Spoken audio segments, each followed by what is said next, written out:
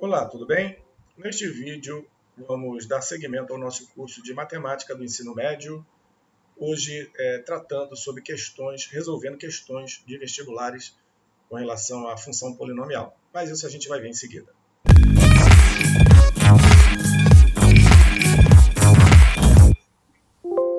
Aqui é o professor Jorge Damasceno e neste vídeo vamos dar andamento ao nosso curso de matemática do ensino médio. Estamos no módulo número 6, função polinomial do segundo grau.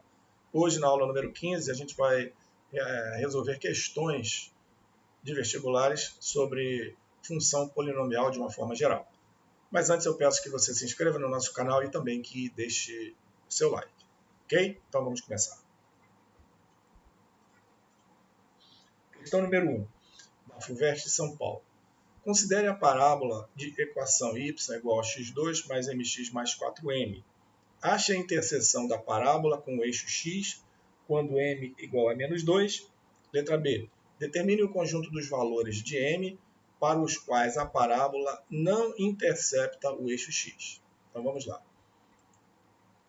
Primeiro, temos a equação dada, y igual a x2 mais mx mais 4m. Ele pede para a gente calcular as informações para m igual a menos 2. Então, para m igual a menos 2, eu tenho que y igual a x ao quadrado, menos 2x, menos 2 vezes 4, menos 8. Tá?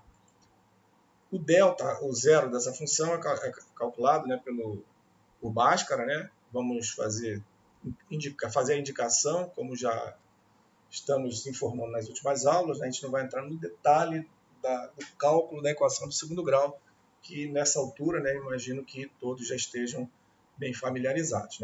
Então, dessa vez aqui, vamos colocar aqui no detalhe o delta, o B2 menos 4AC, que é o menos 2 ao quadrado, menos 4 vezes 1, 4A, 4 vezes 1, vezes C, menos 8. Ou seja, menos 2 ao quadrado é 4, mais 4, menos 4 vezes menos 8, mais 32, mais 4, 36. Então, fazendo aí as raízes, o menos b, que é 2 mais ou menos raiz de 36, que é 6. Então, vai ser 2 mais 6 dividido por 2. 8 por 2 dá 4. Ou 2 menos 6, que é menos 4, dividido por 2 dá menos 2. Tá aqui, x' 4 e x2' menos 2. As duas raízes. Os pontos de interseção com o eixo x são exatamente os zeros. Temos aqui o primeiro 4 e 0. Quando corta o eixo x, o y é 0. 4 e 0 e menos 2 e 0. São os dois pontos considerados. Letra B. Y igual a x ao quadrado mais mx mais 4m. Novamente, ele quer m de tal forma que a equação não intercepte o eixo do x. E isso acontece quando o delta é menor do que 0. Tá? Então, x2 mais mx mais 4m igual a 0. Eu vou ter que forçar o delta a ser menor do que 0. A raiz negativa, o delta é negativo, na equação de segundo grau, ele não intercepta o eixo do x. Então, delta é B2, m ao quadrado, menos 4ac, menos 4 vezes 1 vezes 4, 16. 4 vezes 4, 16, menos 16, m. M2 menos 16m menor que 0. Então, aqui eu vou ter, colocando em evidência, m igual a m menos 16 menor que 0. Ou seja, o 0 vai ser o m igual a 0, ou m menos 16 igual a 0, ou m igual a 16. As duas situações, m' é 0 ou m2' igual a 16. Então, esse gráfico, essa parábola ali, do segundo grau, está aqui. E, logicamente, que o 0 bolinha aberta, porque ele quer que ele não toque o eixo do x, no caso ali, do eixo do x, então não pode ser os zeros. Então, e como para isso acontecer tem que ser negativo, como foi falado, para m menor que 0, para que ele não corte o eixo do x ali da equação original. Então, vai ser x maior que 0 e menor que 16. Então, vai ser, nessa questão, m pertence aos reais, tal que m maior que 0 e m menor do que 16. Solução, tá?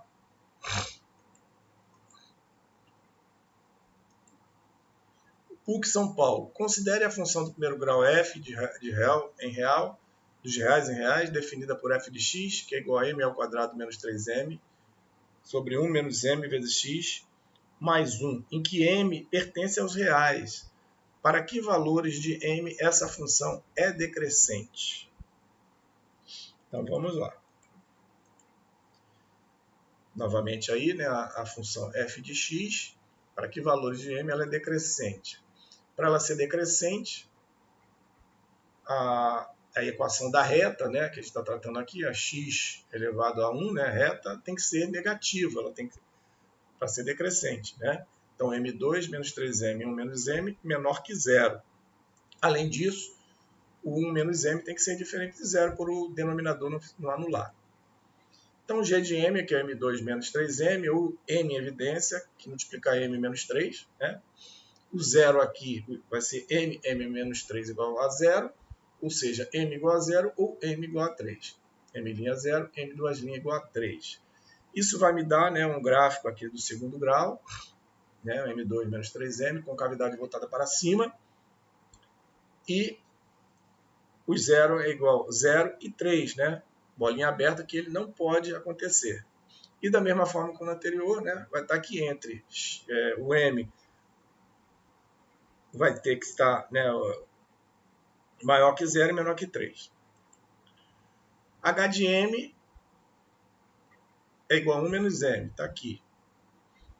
E o menos m igual a 0, ou seja, m igual a 1. Lembrando que 1 menos m, o m tem que ser diferente de 1 menos m tem que ser diferente de 0, ou seja, m não pode ser 1. Aqui, decrescente, é isso? Decrescente, m igual a 1 é bolinha aberta, né? Então, vamos lá. Vou fazer o teste agora dos sinais. Gm é nula, né? É positivo para m menor que 0 e m maior que 3, como a gente viu, né? E negativo entre 0 e 3. H de m ela é positivo para menor que 1 e negativo para maior que 1. Negativo para maior que 1, está aqui. Então, vai interessar, né, o GM sobre H de m, como a gente viu, menor que 0. Então, mais com mais dá mais, não serve. Menos com mais dá menos, serve, né, entre 0 e 1, aberto. Menos com menos dá mais, não serve entre 1 e 3. E mais com menos dá menos, ou seja, maior do que 3 também serve. Com isso, a solução, né, m é decrescente, tá? Menor que 0, m é decrescente, para m pertencente aos reais, tal que m maior que 0 e menor que 1, ou m maior do que 3. Então, essa é a solução da nossa questão. A questão número 3 da UFES. É um fato conhecido que qualquer que seja a substância, a sua temperatura permanece constante durante a fusão. No processo de aquecimento de uma certa substância, sua temperatura T em graus Celsius variou com o tempo em minutos, de acordo com a seguinte lei. Temperatura em função do tempo, lembrando que é em minutos, né? Igual a 20 mais 5T, se T maior ou igual a 0, menor ou igual a 30 minutos.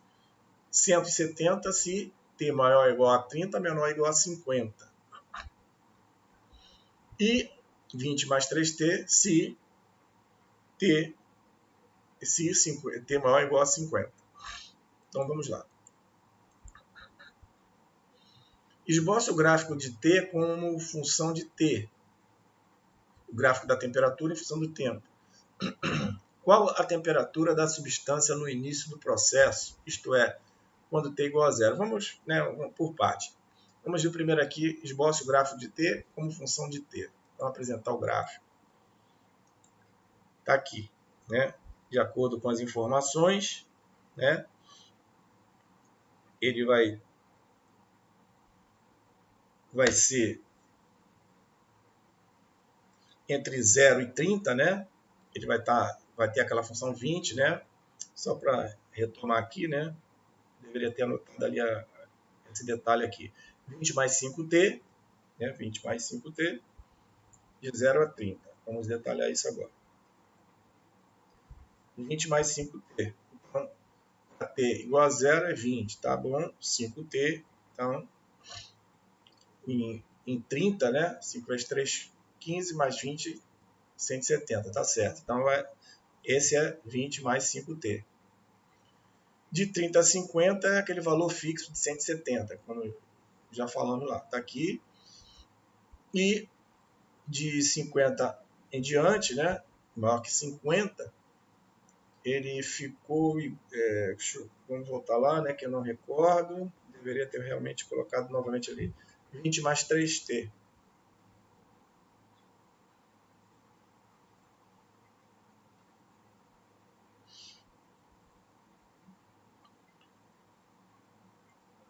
Então é isso aí.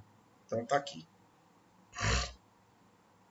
De 50 em diante. Então vamos lá. Novamente o gráfico. Para t igual a zero, está aqui, a temperatura é 20 graus Celsius. Está aqui, ó, t igual a zero, a temperatura embaixo, o tempo aqui, tempo embaixo, temperatura, né, 20 graus Celsius.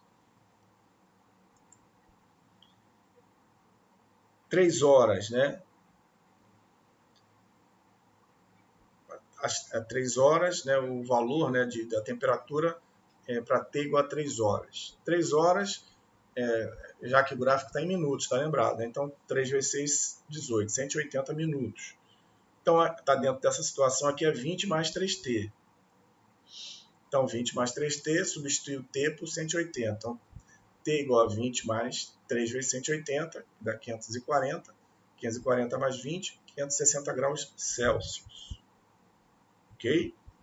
Isso num período de 3 horas, que corresponde, né, a 180 minutos.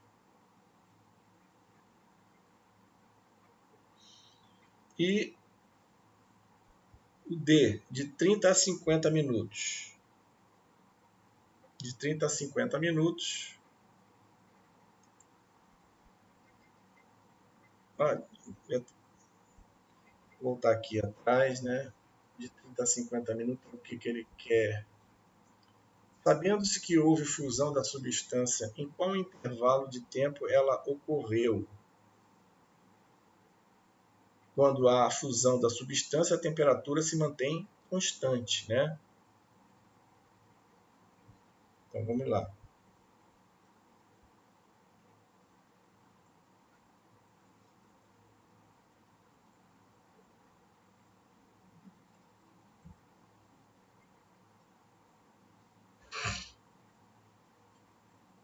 Cadê?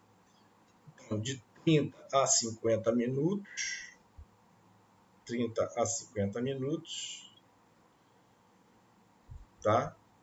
A temperatura se manteve constante, porque durante o período de fusão, né, a temperatura se mantém constante.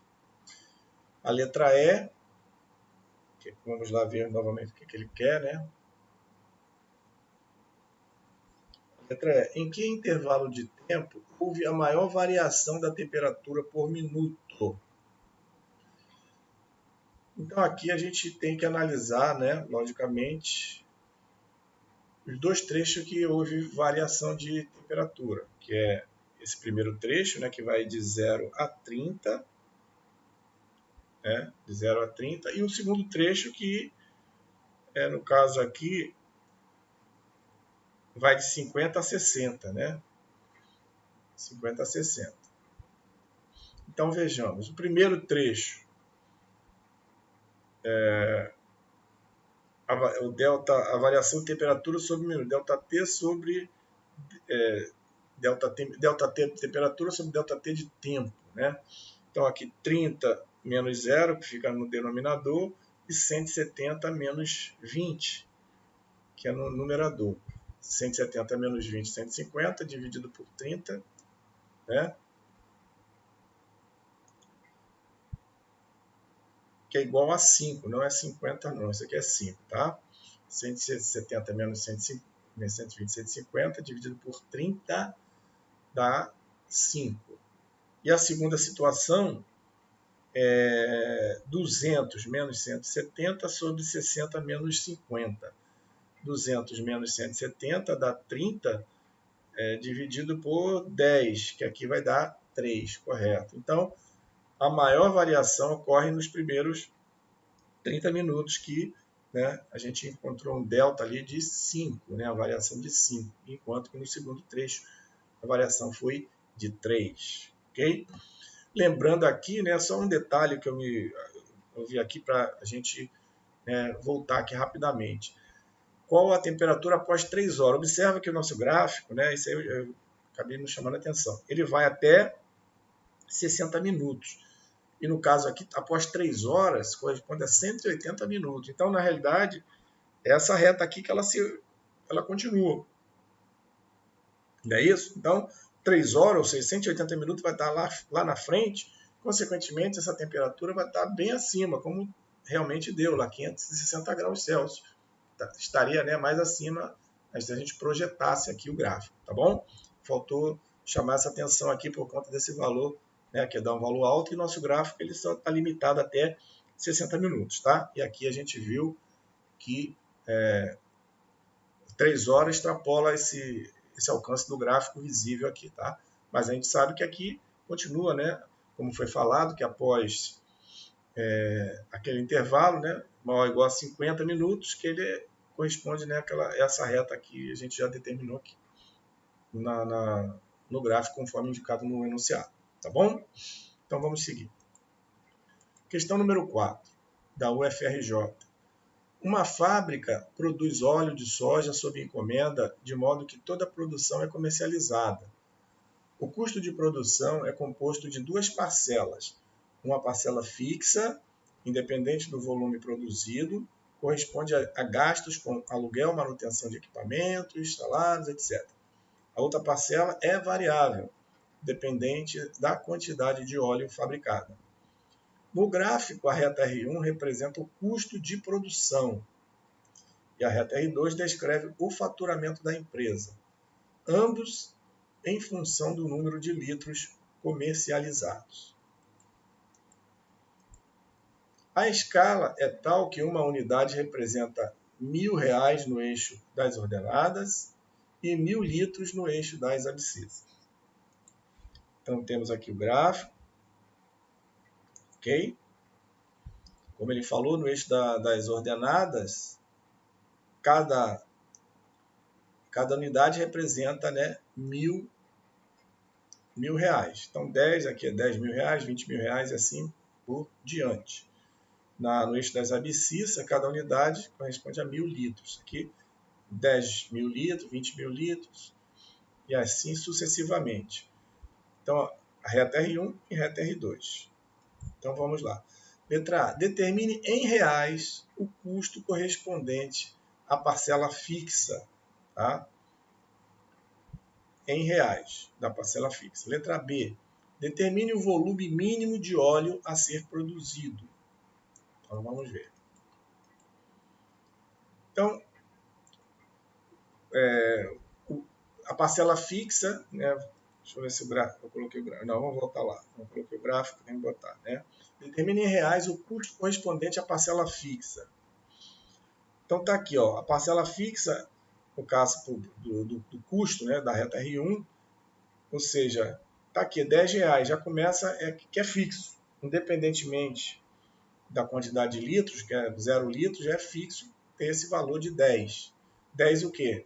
10 vezes cada unidade no eixo das ordenadas corresponde a R$1.000. Então vai ser 10 vezes R$1.000, tá bom? Então essa é a parcela parte fixa, né? Que não varia em função, né, do volume de óleo produzido, conforme foi falado no texto. Então é 10 vezes 1.000, R$10.000 é simples aí, tranquilo. Agora, a letra B. A letra B, a gente precisa, né, pegar ali algumas informações. Primeiramente, né, vamos ter que definir o valor, né, dessa reta R1 e da reta R2. Então, vamos voltar lá.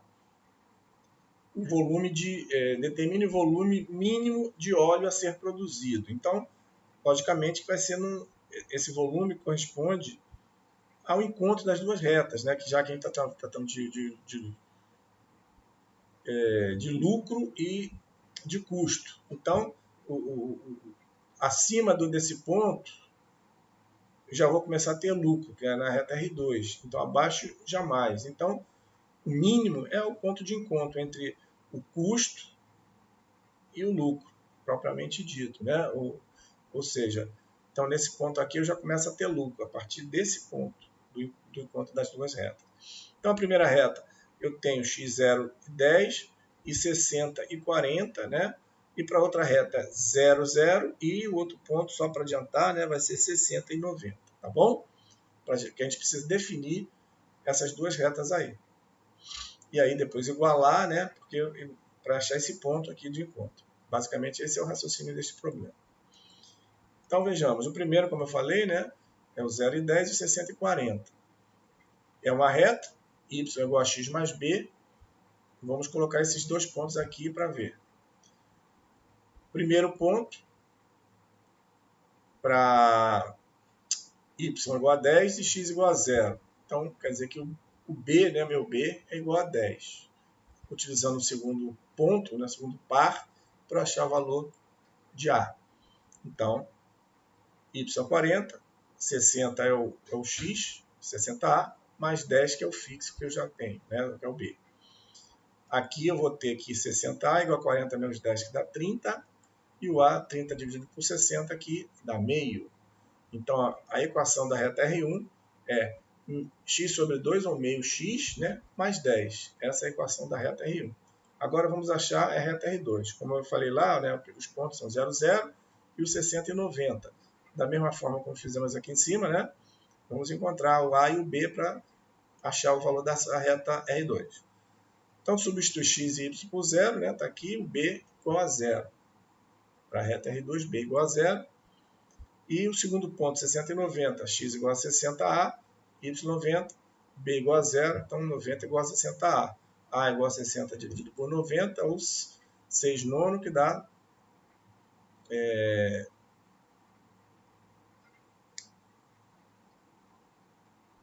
90 sobre 60, né? Aqui eu inverti. Aqui, na realidade, aqui é 90 sobre 60, que dá 3,5, tá bom? Que o resultado está certo, aqui que eu inverti. Então, 60 dividido por 90, que dá 9 sexto ou 3,5. Então, meu y vai ser 3,5 de x, ou 3x sobre 2, mais 0, né, que o b é igual a 0, então basicamente é isso. Então, tenho reta R1, x sobre 2 mais 10, reta R2, 3x sobre 2. Então, no ponto que vai me interessar, mínimo que ele pediu para ter lucro, né, vou igualar uma com a outra.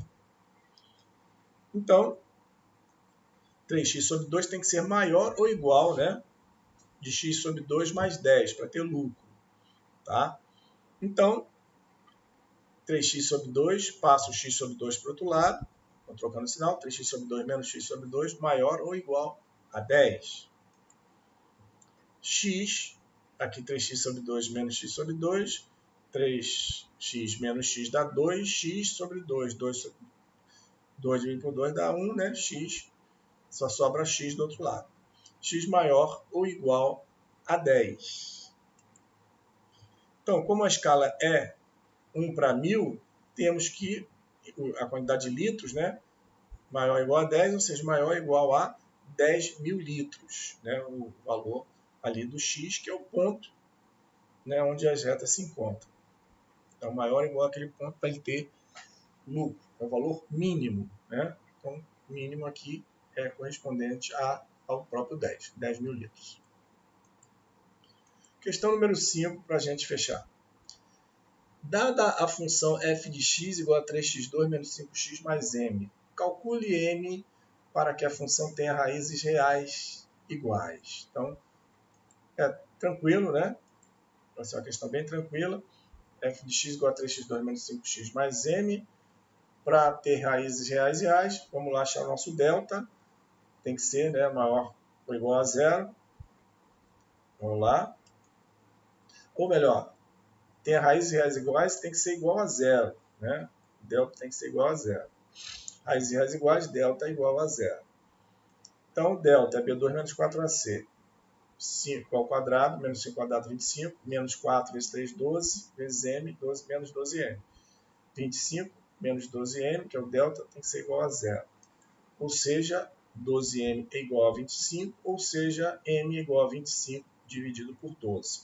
Né? Então, com esse valor, eu tenho que essa função ela possui raízes reais e iguais. Ok? Com isso, a gente finaliza aqui este vídeo. Espero que ele tenha sido útil para você. Antes de concluirmos, peço que você se inscreva no nosso canal, caso ainda não seja inscrito, acionando a notificação do sininho para o YouTube te avisar dos próximos vídeos, deixando o seu like. Peço também que você compartilhe o vídeo com seus amigos e também nas suas redes sociais. Te desejo bons estudos e te espero no próximo vídeo.